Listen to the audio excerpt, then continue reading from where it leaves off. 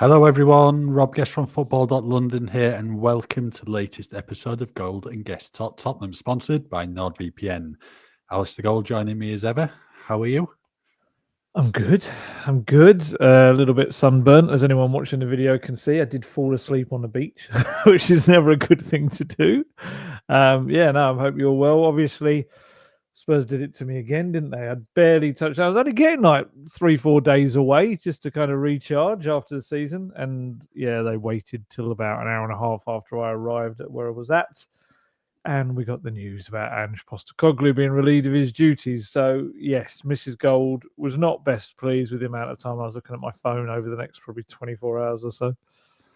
Yeah, so the news arrived late on Friday afternoon at around 10 to 5. Official club statement came about 15 minutes later that Ange Postecoglou had been dismissed from his role on the second anniversary of taking on the Tottenham job. I think it was news we all saw coming. I mean, there'd been a lot of talk around his future months prior to that as well, given Tottenham's form. But while some may have thought that winning the Europa League trophy would be enough to make him start the following season, that just wasn't to be the case. Daniel leaving Spurs, heading in a different direction again, and it looks like it's going to be Thomas Frank, the Brentford manager, who is making the journey across the capital to N17. So first up, thoughts on the incoming appointment of Thomas Frank? Wow, such a big topic, isn't it? It's so massive.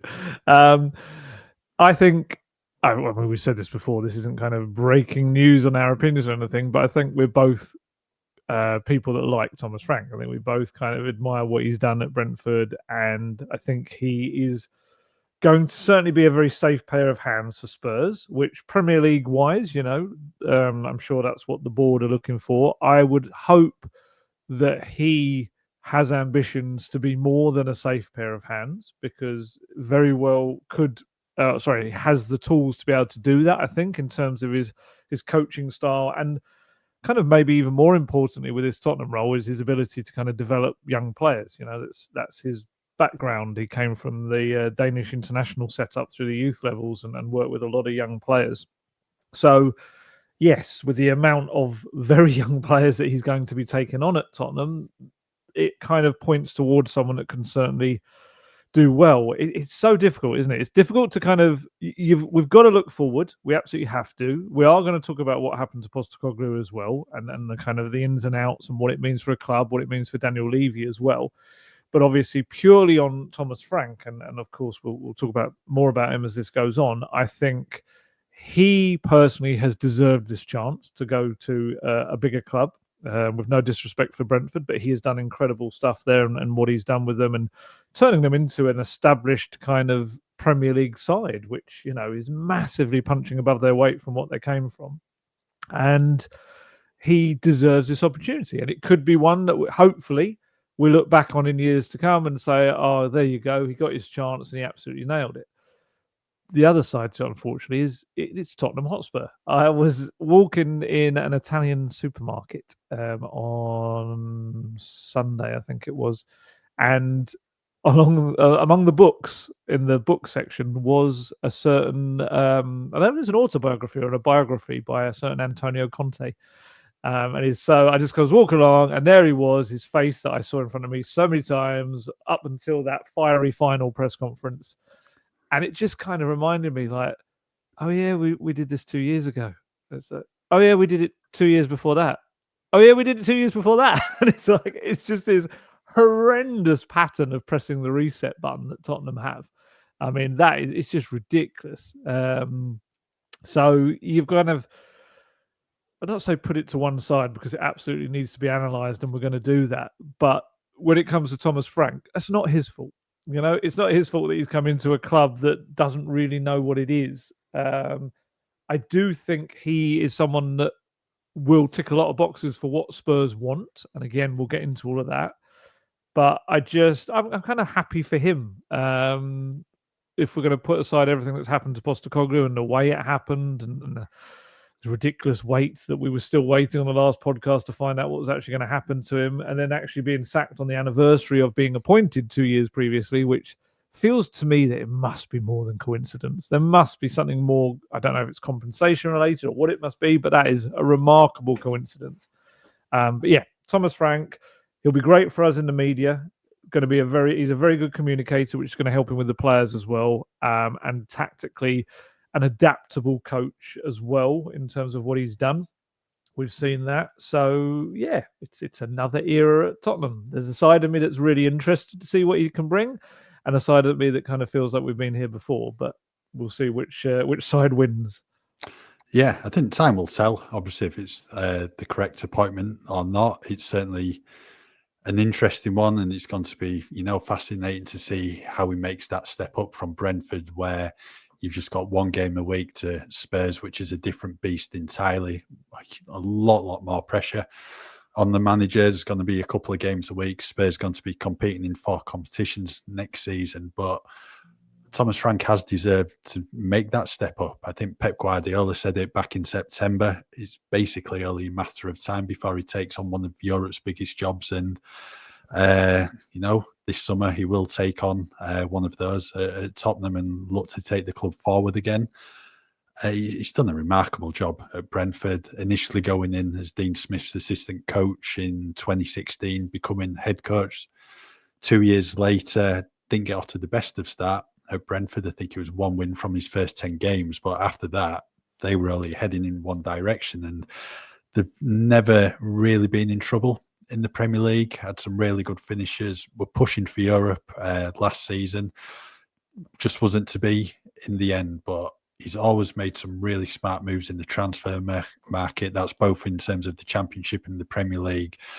Caught the eye with the style of play, can play a different number of formations, will tinker the formations depending on who they're playing. So I think it's going to be a really fascinating appointment. And as you said, he's someone who speaks really well in the media. So from our point of view, it's going to be great to sit down with him in these press conferences before and after games, get his thoughts on the games, tactics such as that. So yeah, it's having read up on him a lot over the past couple of days. Obviously, with you being on holiday once again, the irony. Yeah, it's. I think it can be a good appointment, but like you said, time will tell. Yeah, absolutely. Just speaking to kind of people who know him and everything, and like you, I pretty much a lot of yesterday sat on the beach, then in the airport, just doing so much reading and trying to kind of educate myself a little bit more about him, because he's an interesting character in that, he's 51 years old, isn't he? I think, and he hasn't had. This is it. This is maybe the irony of it all, is that when Postecoglou arrived, there was a big thing about, where's he managed? Look at that. Look at this, and talk kind of disparaging of where he's been. But actually, Thomas Frank, he's kind of had to make his name in the Premier League, because his CV is not an extensive one that is going to scream out to fans like kind of excitement. It was Brondby, obviously, and like I say, a lot of work within the Danish FA at youth level.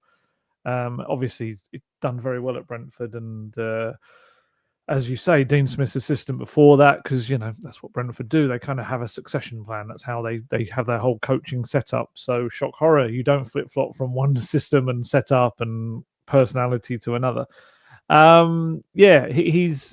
His immediate task, I think, that communication ability that he has. He's very different to Ange. Everyone that kind of has spoken to him and then everything says that it's not going to be Ange Postecoglou you're going to get here. It's a different kind of communication. He's kind of maybe more, I don't want to say one of the lads, because that's probably going too far, but he is someone that is, you can imagine having a beer with, having a chat with, going to have a coffee with, that sort of stuff. Whereas with Ange, we know that wasn't something he probably really enjoyed, but he was very good at kind of getting his message across. With Thomas Frank, it will be more kind of, being in and amongst it all, as it were. So I think the key thing for him is twofold this summer. It's to convince, as importantly, I think both are as important as each other, convince the players 100%, because, we'll talk about the messages that we've seen and obviously what we've heard as well from within the club about how disappointed they were with what's happened to Postecoglou. So, look, players are players. They're going to they're just there to play football, aren't they? At the end of the day, they can be disappointed and they can kind of make their feelings known, but you bring the right person in that kind of treats them in the right way, talks to them in the right way, he'll have them on board pretty quickly, you would imagine, because he's very good at that sort of stuff. Obviously, you're going to have some of them maybe who wanted to move anyway. Maybe they might not be convinced. Maybe it would have had to be a big name manager to make them do that. Obviously, it might be that someone like Romero, we don't know. We're not necessarily saying that. He might have a chat with Thomas Frank and be completely convinced that he's going to be great. But then also the other side, I think, of the communication aspect is the fans as well, because I think there's a pretty large contingent of fans. I know some definitely they wanted Postecoglou. I think there's 3 distinct camps, isn't there? There were ones that really wanted Postecoglou to go. There were the ones who really wanted him to stay, felt like he was building something, and then there was the kind of the middle ones that felt, look, do you know what? He's won the club's first trophy in 17 years. He probably deserves a chance, and maybe they haven't liked the way that the club have gone about this. So I think within that lies a kind of an area that Frank's going to have to kind of get across and say the right things and get everyone on board and behind him, because Spurs aren't always the most united club. They can be quite fragmented, because he's got to buy himself a bit of time as well, because you and I have both been reading into this. His starts at previous clubs were awful. Not always saying that his fault. It was mainly its circumstances. But didn't he? I think he lost the first 8 at Brentford, didn't he? And he lost maybe 8 out of the first 10 at Brøndby. There was like a big old problem there, not problem, but a poor run of results. If he does that at Spurs, it's going to be horrendous. He's going to need a little bit of leeway, and I think communication will go a long way to doing that. Maybe we saw that with Postecoglou. The way he spoke helped him. Yeah, tough pre-season as well for him. Just looking at the fixtures already, Arsenal, Newcastle, PSG, Bayern Munich, probably be a couple more games in there as well. But that's a really, really tough start for him. And just in terms of the decision Tottenham have come to, Daniel Levy in the club's board, this is a huge one to ultimately change again 2 years on, despite winning the Europa League. I mean, I was looking at some quotes from Ange back in end of January, just prior to coming up against Thomas Frank and Brentford at the GTEC Community Stadium, start of February. He was asked about Thomas Frank, and he said, like, really impressed with the job he's done. Brentford are a club with a vision, have a plan in place, and they know the importance of staying the course. This is something Ange constantly said during his time at Spurs. I can remember after the defeat against Chelsea in April, where he said basically Tottenham have to stick to something sooner rather than later if they want to progress. And then going on what Ange said 4 months later, Thomas Frank is going to be his replacement. I know there's so many quotes from Postecoglou you can look back at, and it's a bit like almost like he knew it was coming. And this was something that I was told. I put it in my piece this morning that he came in with these real intentions to kind of change a lot of belief within Spurs about how things would be done, and also change the way they do things.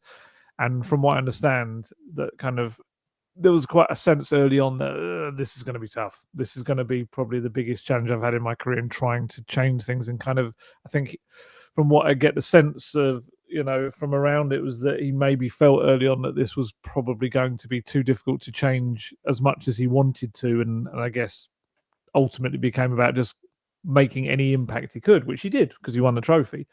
It is a club that operate in a very, I'd say unique. It's a different club is probably the best way to put it. And that's going to be the biggest thing for Thomas Frank coming in. It's kind of like, it's a club with a big scale to it that sometimes operates in a way that the big clubs don't, is probably the best way to put it. And I think he's going to come into that weird paradox now. We say he is. Technically, by the time this podcast comes out, it could still all fall apart. This is Tottenham. So it's not being confirmed as of recording this podcast. We're hoping it doesn't while we're recording it. Otherwise, we're going to have to quickly ditch it and run away and write lots of stuff. But yeah, he's going to come into a club that is unlike anything he's experienced in his career thus far. It's not like Brøndby. It's not like being in the Danish FA. It's not like being at Brentford at all. Brentford as very kind of, in terms of scale, far smaller, and we'd have known everyone involved in everything at every part of the process at Brentford. At Tottenham, it's going to be a lot of people that he's going to be in charge of, and it's all going to have to come together. And look, he is. I know it's a bit of a cliche with football people because they pretty much all are this, but he is a football obsessive and stuff. I remember kind of reading pieces about how just wrapped up he gets up in his work, that he had like a big dinner party where everyone's supposed to be coming round and they were going out somewhere, and he was sat there in a corner still in his club tracksuit working on tactics. It was like, I think it's time to go now, Thomas. So if anyone's going to have a chance, look, he's going to have a chance, but it's overcoming, in a way, the different things that are put in place at Tottenham and working around it. I think he is very much, in his own words, a head coach. He's not someone that is going to come in, demand what has to happen, what the transfer policy has to have, this or that. He kind of has openly admitted himself, my job's on the coaching, the training pitches. That's what I do. That's where I work on the players. It's almost a sense of kind of he works with what he's given. And I feel like that will be the way at Spurs, in terms of he will certainly be given not a certain kind of player, that's the wrong way to put it, but he will be given the players that the club believe can be a success, and he will have a say in that, whether it's the final say, as maybe managers with a bit more clout coming into the job would have had. I don't know. It could well be. I'm sure that'll be one of the early questions in his first press conferences. That's the other fascinating thing, isn't it? His first competitive game could win a trophy. Yeah. It's mad, isn't it? What a way to start. If he could do that against a PSG side who will be just coming in off of their pre-season break because of the Club World Cup, I guess that's the best possible way to get yourself integrated with everyone. Yeah, well, I think David Moyes did that, didn't he, at Manchester United? Won the Community Shield, but then didn't last much longer after that. Well, that's not a great example, is it? Thanks for that. Well, it's an example of someone winning the trophy in the first game. This is true. But yeah, it's going to be right in to the deep end straight away in terms of those pre-season games and the UEFA Super Cup. But it's an opportunity there to show what he's all about, and that he does deserve the step up and to take the club forward. It's going to be interesting to see who comes with him from Brentford, if anyone, because he's got quite a large coaching team.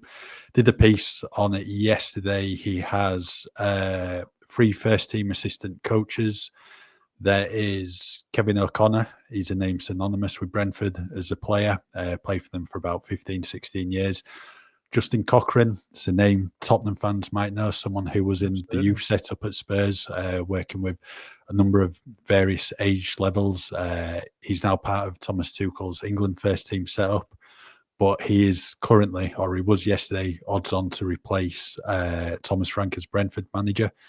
There's Klaus Norgard, someone who's worked with Frank for a number of years in Denmark, came to Brentford in December 2022, still there now. Then there's Manu Sotelo, first-team goalkeeping coach. Keith Andrews, the set-piece coach. Some will know Keith from his playing career in England, played for the likes of Wolves, MK Dons, Blackburn. Then he was also a really good pundit on Sky Sports' EFL coverage. He became set-piece coach for Brentford last year. And do you remember Brentford scoring, I think it was 3 games in a row in the first 40 seconds, one of them being at Spurs when Brian Mbeumo scored? Oh, I remember. Yeah.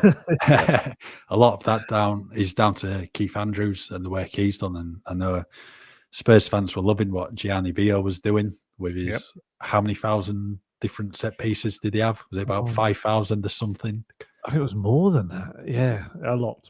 Yes. So he's someone who could prove really popular as well. And there's Chris Haslam. He's their head of athletic performance. He's been Brentford a number of years across 2 different spells. Whether or not some of these come across with him remains to be seen. But I think it's someone different in terms of Ange, who travels on his own and then forms his coaching staff when he's there. Thomas Frank does have a number of coaches as part of his setup. Yeah, and more expensive for Tottenham as well to bring in more if they're already in jobs. I know one that he's been heavily linked with bringing is Andreas Georgeson, who's just left Man United. he's a potential one coming in as well, which again would fit into, I suppose, not having to pay to get him released anywhere because he's already out there on the free market. From what I understand, from a Tottenham point of view, the hope is to keep within the club Matty Wells and Rob Birch, because obviously they were employed by the club before Postecoglou came along. Obviously, Postecoglou had some really good coaches in his second season. We know Chris Davies obviously was there in the first season, but second season, Sergio Raimondo, and who obviously comes as a package with Nick Montgomery. They both have been really praised for the impact they made behind the scenes in their second season. A lot of stuff they had to do, obviously in tough circumstances. With a lot of their work was defensive, and especially Montgomery, and they're working with different defenders like each week that are available and fit. And I think I saw a stat the other day, might have been George Sessions from PA put out, that in only 5 games that he was able to put out his back four, his normal back four or something, Ange? Yeah, was it 5 in the 22 Premier League defeats? I think it was something like that. It. Yeah, but it shows, just even going on a coaching perspective on the training pitches, who you're working with, it's so difficult and different. And they got Mile Jedinak, who I don't know what the future holds for him. But yeah, definitely Matty Wells, who I think, if I'm not incorrect, is friends with Justin Cochrane. So whether that becomes a thing, if he were to come to Tottenham, although, as we've said, the succession plan they have there, maybe he's one they look to take over. And Rob Birch as well. I don't know. Yeah, goalkeeping coach is an interesting one. Sometimes they like to bring their own goalkeeping coaches. Sometimes they're happy with the ones that are there. We'll see what happens with them. But yeah, it's interesting to kind of go from the Postecoglou almost nomadic way of traveling alone, not having anyone with him, to going back to a coach that has a big staff. And like we said, finances. I know it's a watchword with Tottenham, but my goodness, what are we saying for this? Maybe getting near approaching £20 million to change your manager. What with everything paid to Postecoglou, his staff paid off the remainder of their contracts. I don't think they would have been on as long as a contract as Postecoglou. I'd imagine that theirs isn't as long, or wasn't as long. But then you're paying, whether it ends up being the release clause or whether it means a negotiated sum for Thomas Frank, but also his staff as well. And that's not even taking into account the different kind of transfer window you're going to have to shape the squad to what Thomas Frank team would need. I know there's some similarities there, but there's quite a lot of differences as well. So it's a very expensive decision to change your manager. And, even just a 20 million, that's a third of a very decent signing, probably, or you get a very decent signing for that if you buy well. Going back to Friday, when I was sat and I got the message saying that it was about to happen. What did you make of the statement that came out of the club? I think a lot have pointed out there was no quote from Daniel Levy, and we'd seen that in the past couple of days when there was the statements regarding, I think, Ryan Mason and Donna Maria Cullen who'd left. But I suppose you could look at the statement as a whole as Daniel Levy's words, but no direct quote from him. And what I noted from it was a key line towards the bottom. Ange has given us a platform really to push on. And yeah, there were a couple of other things near the top. Obviously, the importance of a change to take the club forward and competing on multiple fronts for years to come. But when Spurs competed on multiple fronts and gone for those trophies, I know it's the end goal for all clubs, but only very few teams who can do that. Well, you need to give him a squad to do that in the first place. I know it's a very, very unusual injury crisis, but still, come on. You can't give him 4 or 5 teenagers and 1 experienced Premier League player and expect that team to compete on all fronts. It's just madness, isn't it, really? But yeah, I from what I understand, there's quite a few people kind of within the club that were surprised that Levy didn't put his name to it, because it kind of wasn't taking responsibility for the decision, which, to be fair, he has done in the past. I looked back and all of the Pochettino, Conte, Mourinho ones, it all had his kind of name with quotes under it. And as you said, Ryan Mason, Donna Maria Cullen this week is the most recent examples of, not to just thank the manager as well for giving you your first or biggest trophy, only the second trophy his entire quarter of a century tenure as chairman. I just thought it was all a bit like, really take ownership of it. I was quite surprised at that. The only time that recently I could see that he didn't do it was Nuno, and that was Fabio Paratici. I'm pretty sure that will be because Paratici kind of convinced Levy to take on Nuno. I've said this before, he's showing him videos of Nuno's Valencia side to kind of say, no, he plays really nice, attractive football. Look at this. So when it all went wrong after a few months, then I'm guessing it was a case of, will you explain why he's going, kind of thing. But yeah, when it came to Ange, I know what you mean. You could read that as a Daniel Levy statement, but it was more the fact that the board have come to a unanimous decision, and I was just kind of thinking about it like, the board isn't very many people in it right now. It's a very small board kind of thing. I think it would essentially be Levy himself, Matthew Collicott, his operations and finance director, Jonathan Turner, the lead independent director as well. From what I understand, the non-executive director, Peter Charrington, who's the director of ENIC, he only arrived a couple of months ago onto the board.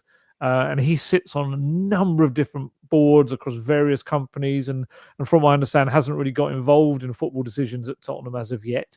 So I don't think we can really include him. Vinay Venkatesham literally was appointed to the board last Saturday. So I can't imagine that it's like, there'd been a huge, or he would have felt that he could have a huge say on these things. Donna Maria Cullen, like we said, had left the board on the same day. So I don't think we're kind of really looking at kind of a huge board that's making a decision. It would have been very much Daniel Levy led. Scott Munn expected to leave the club. I can't imagine he would be voting for Postecoglou to go if he'd had a vote in it either. So yeah, it's it was an interesting one. Let's put it that way. I again, people are probably bored of me moaning about the statements and communications that come out of Spurs, but my goodness, there's always something about them that's a bit like, really? And this was another one for me. I felt it set out various parts of the reasoning, it even had stats to show why they'd done it. There was like a real determined, we're going to show you why we've done this, which is fine. That's what we're called for. We want with communication. We want them to explain exactly why they do things. I've got no issue with that side of it whatsoever. The league position, however much of the context you want to take, however much more there were poor performances even without the context, which absolutely they were, and it wasn't acceptable to finish 17th.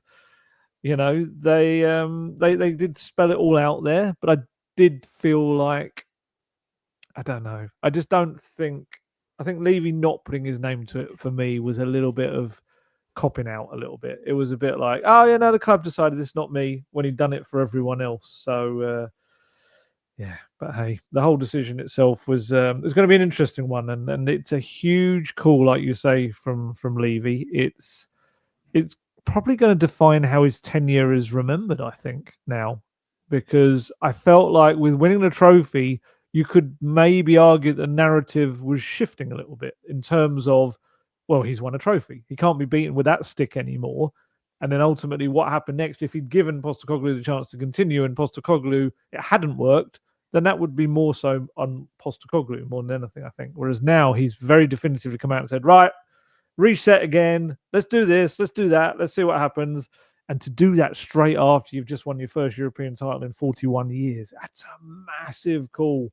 And I really hope it works out for Thomas Frank, for him as well as, the Spurs fan base. But if it doesn't, I don't see where it leaves Daniel Levy in his chairman role. As a part club owner, obviously he's going to be there until that club is sold if he wants to kind of head off. But as a chairman, that's a difficult one to defend if it all goes wrong and there's the massive what if surrounding Ange Postecoglou's end of his era.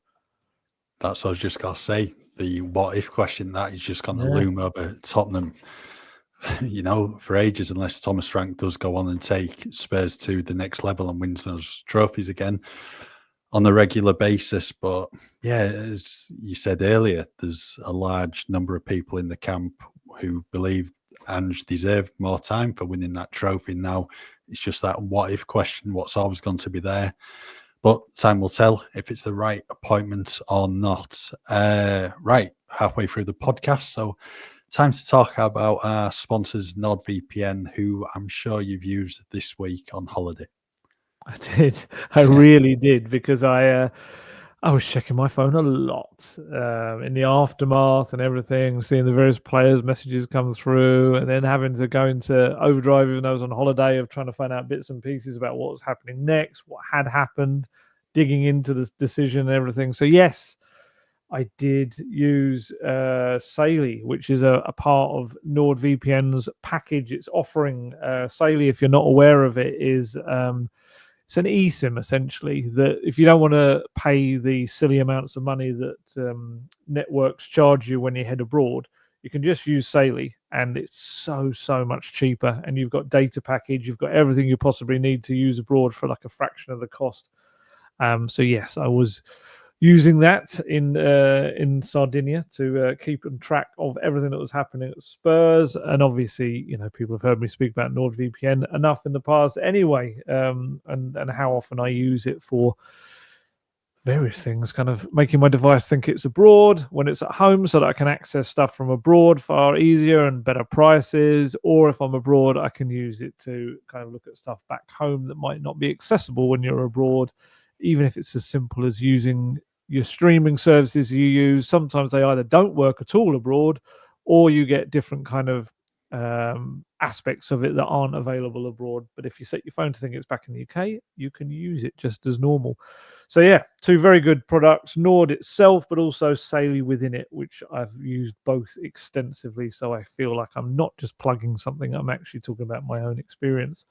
And if you want to use Saley as well, if you're heading abroad this summer, you can either download Saley, which is SAILY, in your app store, and use our code Gold Guest at the checkout to get an exclusive 15% off your first purchase. Or online, you can go straight to saley.com/Gold Guest. For more information, please go to our episode description box. Right, bit more on Thomas Frank then now, and the formations we could see at Tottenham next season. I know with Ange, he was pretty much known for one way of playing, one system, but that wasn't always the case. Even if it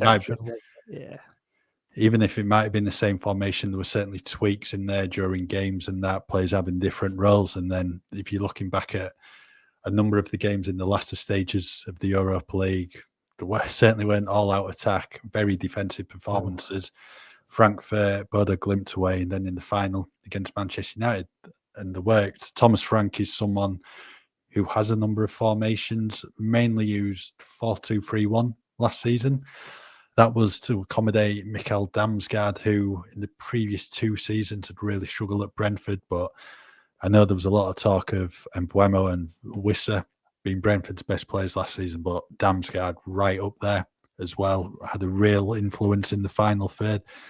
I think he won their Player of the Month award about 3 or 4 months on the trot at the start of the season, and that was just getting him into the number 10 position. So 4-2-3-1, something we've seen a lot of at Tottenham in the past, something we'll probably see again with Thomas Frank in charge. Used 4-4-2 quite a bit, 4-3-3, and he's also used 3-5-2 and the 5-3-2. I think he used one of those at Tottenham. Sounds like you're giving out your phone number then. Try ring it if you want, using those numbers. But yeah, he's certainly adaptable. He'll look at the teams he's playing and then choose his formation to suit. And you've got to say, since he's been at Brentford, it definitely works. Yeah, very adaptable coach.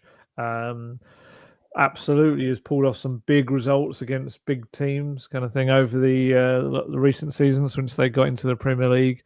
Hasn't been able to beat Tottenham though. Wasn't able to beat Postecoglou's Tottenham, as it needs to be said, because you kind of got to look at both sides of it. It was never able to find a way around Postecoglou's tactics somehow. You could argue about the difference in teams, players, whatever you want to say, but Postecoglou won 3 of those 4 games and drew 1. And yeah, like you said, just kind of another bit of sticking up for the Postecoglou, kind of one of the criticisms it used to get. He was far more adaptable than people would think he was. The formation was often completely different from the 4-3-3. There was a lot of 4-2-3-1s at times. We saw a back 3 at times. We saw it at the end of the final as well when Danso came in. So, yeah, I just purely on him, absolutely, the perception was it's just one way of playing, which clearly was never really the way. But it's a nice and easy line. But yeah, with Thomas Frank, absolutely, lots of different ways of playing, lots of different formations. Be interesting to see how he implements that at Spurs. Certainly, some have come into Spurs and tried to give them too much, I feel, and the players struggled a little bit with switching to too many different formations. But certainly a 4-2-3-1. I know there's only Sonny and Ben Davies left of the club. Ben Davies obviously having his option taken up to extend his contract. But under Pochettino, 4-2-3-1 was really the way. Kind of flirted with the back three occasionally with Eric Dyer splitting the back three, or when Davinson Sanchez came in as well, but mainly a 4-2-3-1 under him. So it's the main formation is not one that's going to surprise a lot of people at Spurs, and 4-3-3 obviously will know well. It's just interesting for me to see which players he gets the most out of, which players he'll feel he needs to bring in to kind of fill gaps. You'd imagine a number 6 is going to be a big old part of that, and how he feels that, and someone no doubt probably coming in, because I still don't really feel that until Archie Gray maybe is available, or even Lucas Bergwell maybe could be groomed to be this. They don't really have an experienced number 6, a proper number 6 in the classic mould. That's a question for you, really. Which players do you think will revel in Thomas Frank setup? Well, I was having a look at the formation earlier, Mm. and it might be tricky getting Maddison and Decky in. Yep. In a certain formation, unless you're going to move Decky onto the wing again. But I think in terms of the ones who could thrive, it'd actually be interesting to see how Archie Gray, Brendan Johnson do, because they were players Brentford really wanted to sign. Yes, I mean, great they put in quite a few bids for Brendan Johnson, were never able to get a deal over the line, and then it was Tottenham who won the race for his signature. And then pretty much 12 months ago, Archie Gray looking set to move to Brentford. Before that fell apart. And I think Brentford were also linked with Jed Spence as well. Yes. Previously. So there's 3 players there. That was a strong option for him from what I remember, yeah. Yeah, so there's 3 players there who he's well aware of, quite clearly likes, and were rated very highly at Brentford. So I'd be interested to see how those do. And Brendan Johnson's someone who's, had a bit of a tough time at Spurs in his 2 years, but chipped in with some really, really important goals, including the one in the Europa League final 3 weeks ago. But a new manager coming in, different ideas, he could maybe take Brendan to another level altogether. And the same goes for a number of the players. But yeah, certainly Archie Gray, Brendan Johnson, Jed Spence, I think they could maybe really thrive there. Lucas Bergvall as well. Another one. There's a really good group of players already at Spurs for Frank to try and take on even further. Absolutely. Yeah, great shouts. I completely forgot about those that he'd gone for, or Brentford had gone for before, because he will be able to then come in and someone like Brendan Johnson, who, Postecoglou had a lot of faith in and showed it to him, and made him, essentially with his system, made him the top scorer for Spurs. I mean, didn't his Wales goal yesterday was his 20th goal of the season, wasn't it, for club and country? Yeah. He'd had a good season. So yeah, he can come in, Thomas Frank, and all he needs to say is, I wanted you. I wanted to sign you. You know what my plans would have been for you. And that's it, isn't it? It's perfect. And yeah, that's an interesting one about Decky and Maddison and how that works. But then Spurs' problem has been not having depth. So if it means that there's 2 for 1 position, then that's no bad thing, really. We saw what he did with strikers as well, and how he's worked, like even Ivan Toney, Tony, and how he kind of turned him into one of the Premier League's best, during that, was it second season? I'm trying to remember, was it his second season in the Premier League? He was placing Watkins, wasn't he? I'm trying to remember, get my events in the right order now. Yeah, Tony signed from Peterborough after Watkins had gone to Villa. So Tony was with Brentford in the Championship initially, and then he was with them right from the get-go, 2021 in the Premier League. Yeah, I mean, Absolute muppet. Of course he was. Watkins came from the Championship, didn't he? Yeah. So, but I think it was this. I feel like it was the second season of Premier League when he really exploded, Tony. But either way, the original point before I went off in a weird direction was that he's very good with strikers, and Dominic Solanke will be kind of. I'm sure he'll be hoping. Can I just get service this season, please? I did a hell of a lot of work, kind of off the ball, which I'm no doubt he will continue to do. But can I just have the ball at my feet and onto my head a lot, please, so I can score ridiculous amounts of goals? And hopefully that's what happens for him. And then it's the young players, whether that's slightly older young players like a Mickey van der Ven, like Destiny Udogie, players like that hopefully will continue to develop and be brought along. Pat Matasar as well. How does he kind of work within a Thomas Frank system? This is it. And this is the key thing kind of for us is that we can kind of analyze how Postecoglou went and whether it was right or not. We can analyze what kind of manager Thomas Frank will be for Tottenham at this point, but also we can be quite intrigued and interested to see what happens next, because ultimately that is football. There's very little time for a kind of emotion, sentiment, and stuff like that. I've used to dealing with Mauricio Pochettino every single week in, week out for, when did I start? 2016. So I got a good 3 years of kind of dealing with Poch, and then suddenly he was gone. And you just kind of got to move on to Jose Mourinho. And unfortunately, like the players, the kind of fans and the media, we all have to kind of crack on as well and start looking forward, because, whether you agree with it or not, what's done is done.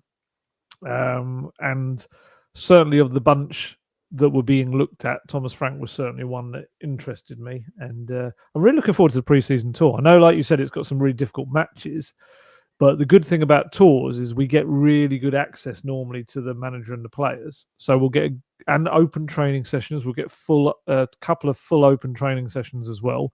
So we'll get to see exactly kind of how it differs, but also I would imagine with someone like Thomas Frank, who's used to a far more, like I said, kind of laid back, all access version of talking to people.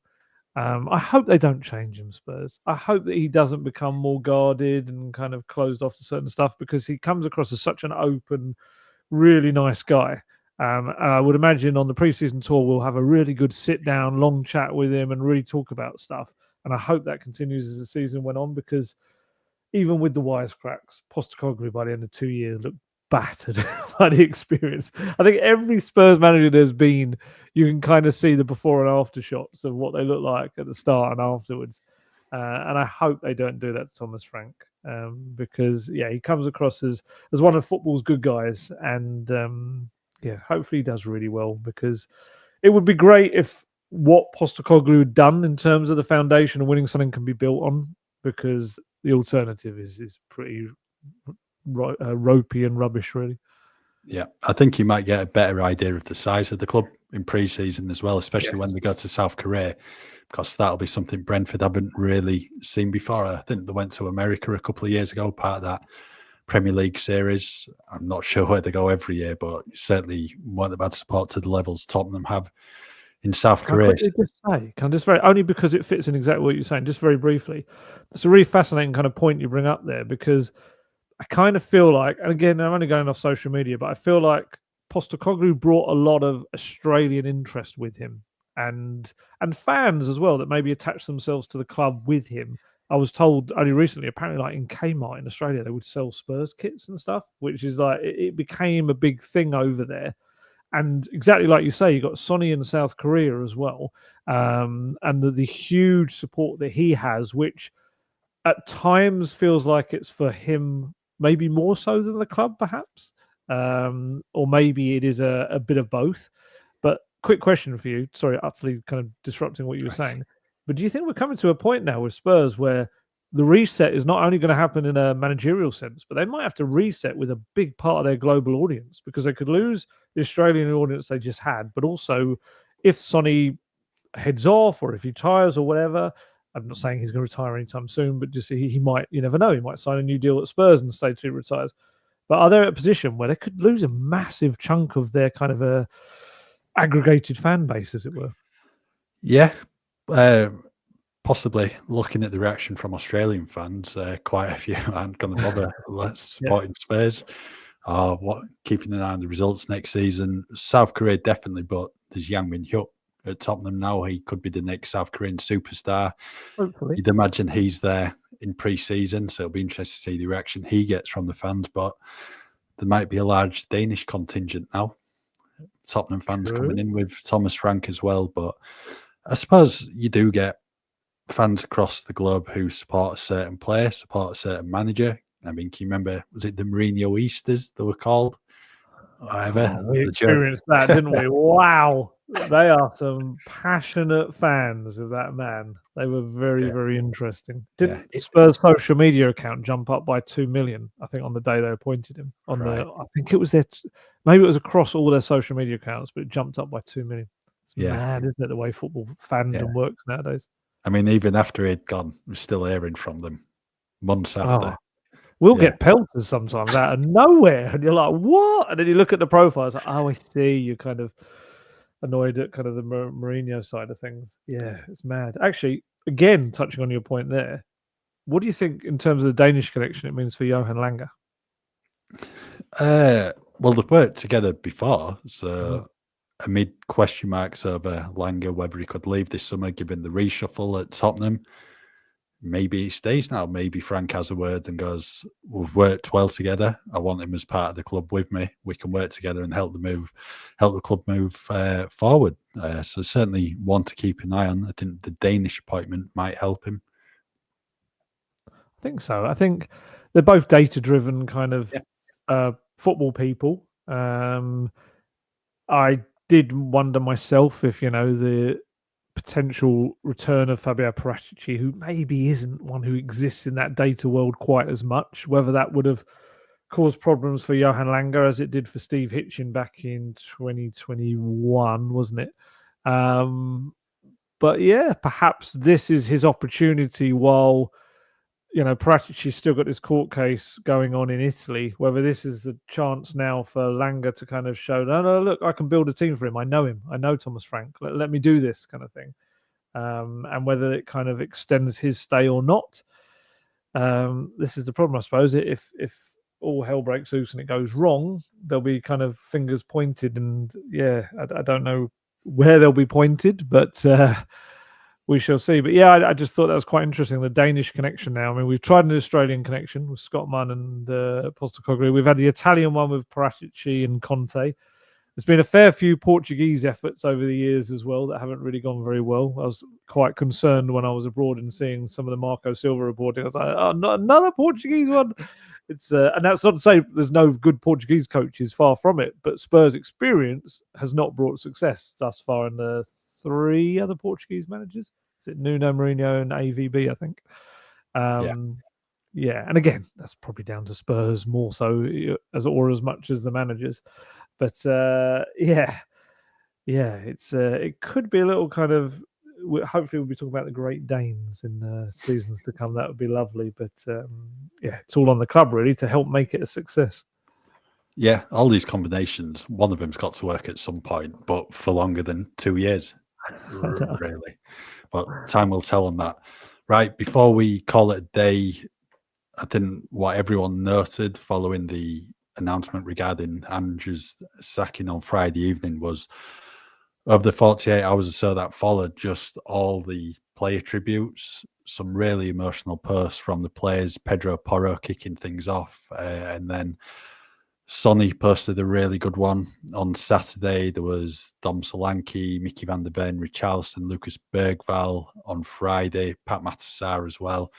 A number of them just thanking the gaffer on their Instagram stories. It was like Odebear, Tell, Archie Gray, a few more as well. But I think just reading some of those tributes, they just said everything about Ange Postecoglou, not only as a coach, but also as a man.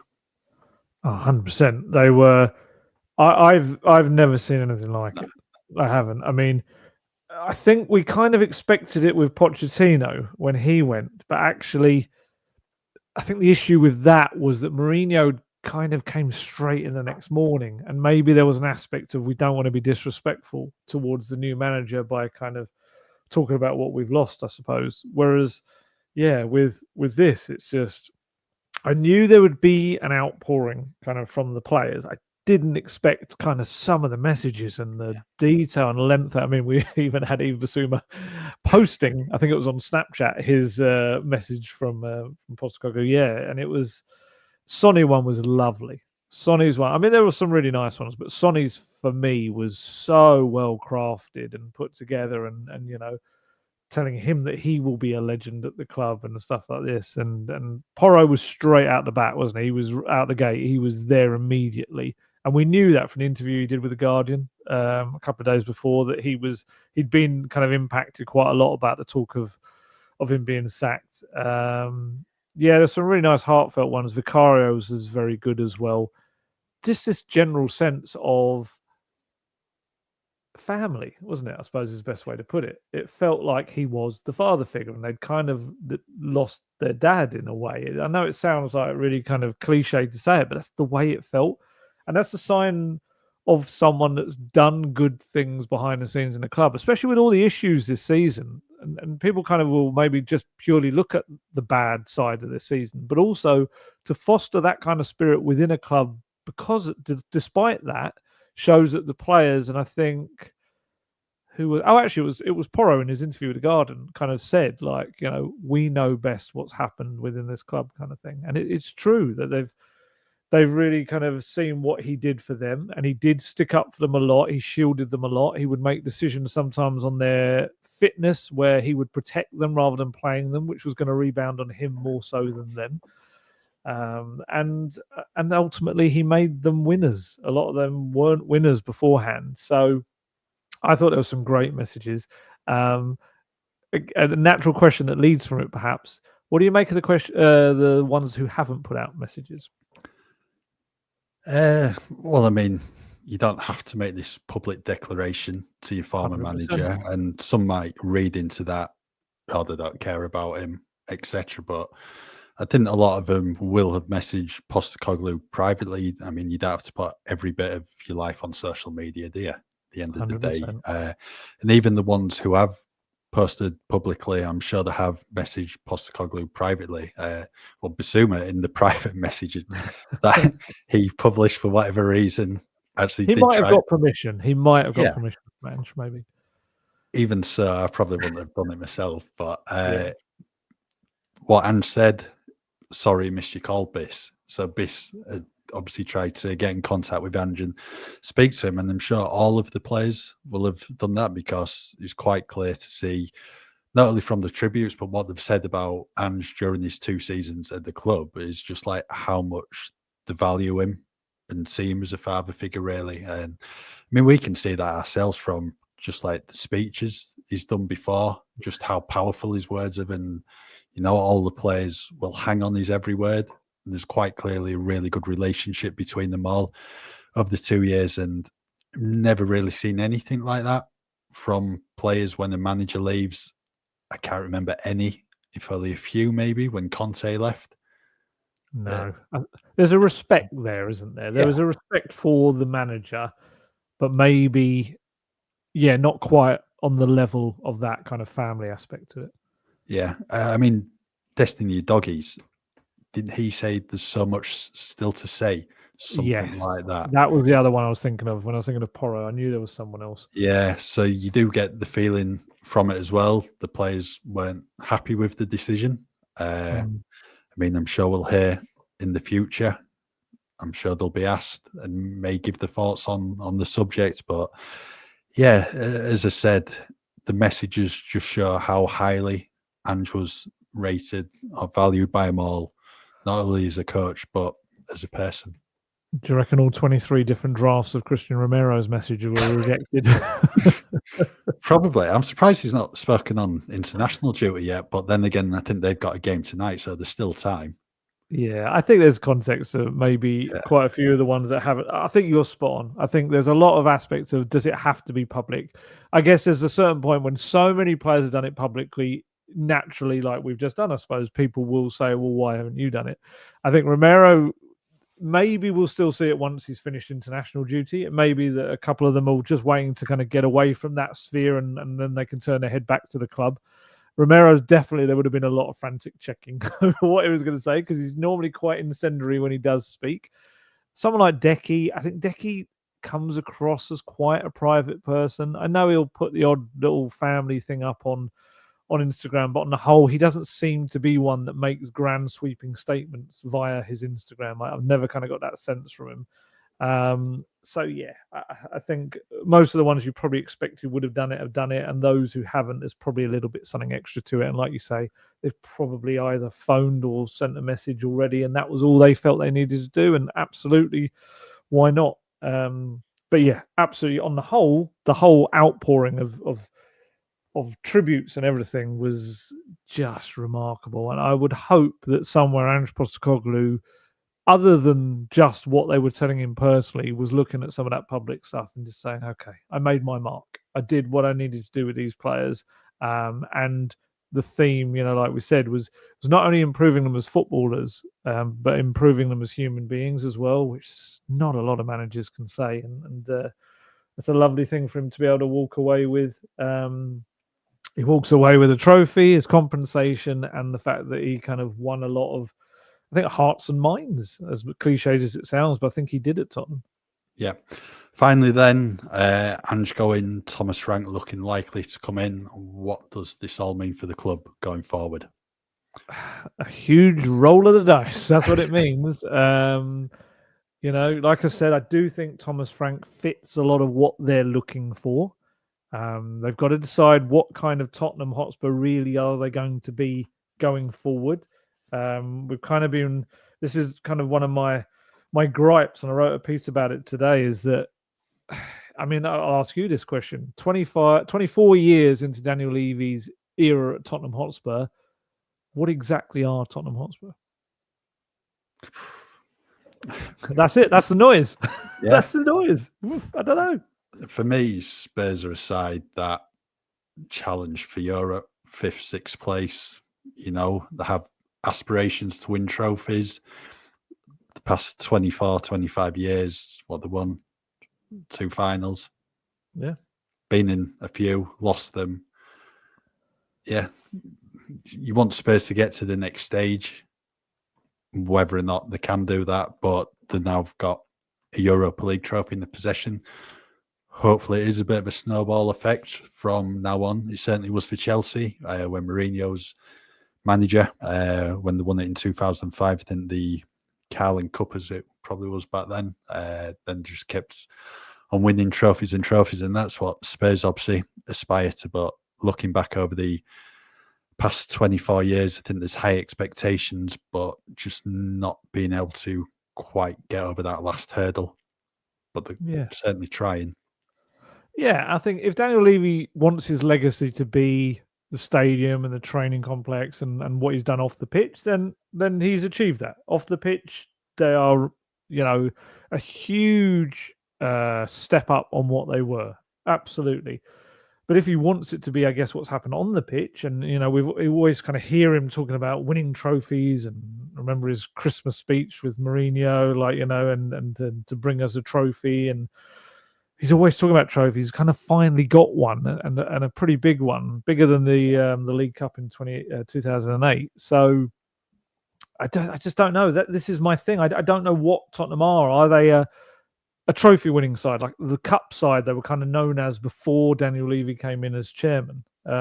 Because in their current guise, it's going to be very difficult to make them constant title challengers. They probably had the 2 years under Poch when Leicester and Chelsea beat Pitt them. Those are kind of the years they've come closest. But you kind of feel like they were more exceptions to the norm than actual kind of a sustained thing that was happening then. He got rid of the person that did that, rightly or wrongly at the time with the way things were going, or whether it was that he wasn't got enough backing. And I think that's the kind of the point. It's like, are they a club that can invest enough within what they're doing on the pitch to ever become a sustained title challenging team?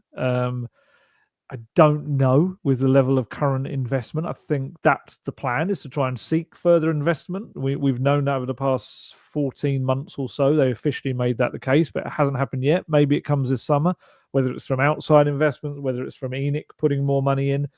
But you can't compete with the level of those sides above you if you're just hoping to make it a revenue-based thing.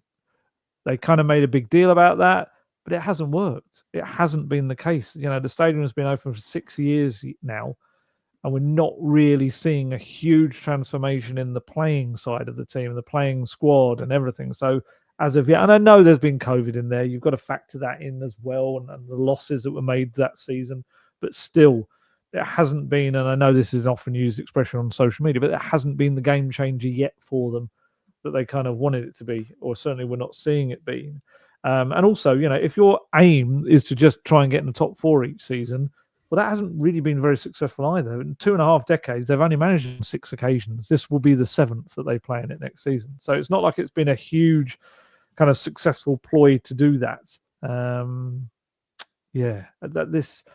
It all comes down to, and I'll kind of finish off by asking you this, other than what Tottenham Hotspur are, what do we now judge Thomas Frank on for next season? What is a good season for Thomas Frank next season? Well, I suppose for Daniel Levy and the club's board, they'll want them back towards the top of the Premier League, in the top 5, hopefully top 4, to get a Champions League place and the money that brings in. But now they've got a taste of winning trophies.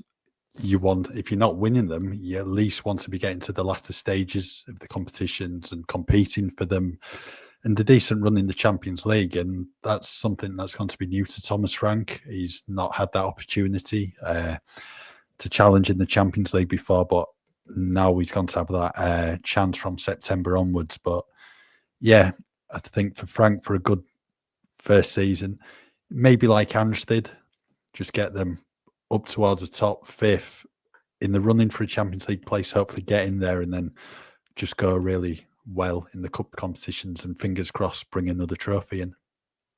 Yeah, well, that's for me. We know the famous quote: "The game is about glory," and Postecoglou, for everything that went wrong in the Premier League, was able to do that. He was able to kind of create a piece of history that the fans will never forget, the players will never forget, and that's what I was going to say. That's what people will remember about this season when they look at the record books. But I think the fact that they sacked him, now it'll have that little asterisk next to it. It's like, yeah, he won it, but he went because the Premier League wasn't too great, which is a shame. The euphoria, you think back 2 weeks ago with like the parade and the night in Bilbao, it's mad how that's kind of been dissipated by all of this. But hey, this is Tottenham. They don't like to do the usual, the norm. I'm really not sure what he should be. It's really difficult because, again, I feel like it's two different things. It's kind of what Thomas Frank in an isolated experience should be judged on, and it's also the new manager who's having to replace Postecoglou, who's just won a trophy, should be judged on. It's almost like it's two different things, but they have to exist simultaneously. He has to absolutely push up the league. There needs to be kind of a better side to that. But I do think he has to go close and show that they were, if you get beaten in a final, or something outrageous in the semi-final that stops you getting it, then that can be bad luck.